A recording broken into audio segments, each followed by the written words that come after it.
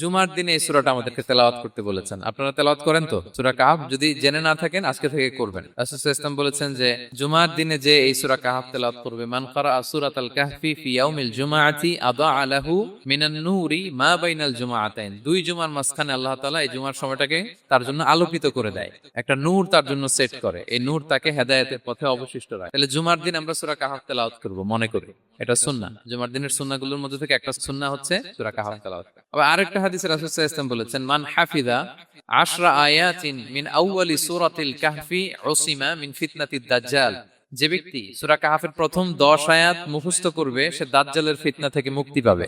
দাজ্জালের নাম তো আপনারা শুনেছেন, পৃথিবীর শুরু থেকে শেষ পর্যন্ত এর চেয়ে বড় ফিতনা আসেনি, আসবেও না। দাজ্জালের ফিতনা, তার এক চোখ থাকবে, আরেক চোখ এরকম বন্ধ থাকবে, এখানে লেখা থাকবে কাফারা, কোনোভাবেই তাকে দমানো যাবে না। আল্লাহ নবী ঈসা আলাইহিস সালাম তাকে অতরবেন।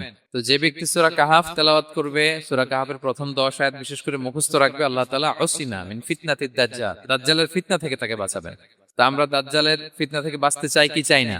আমরা যেন সূরা কাহফের প্রথম 10 আয়াত মুখস্থ করি, সূরা কাহফ যেন জুমার দিন আমরা তেলাওয়াত করি।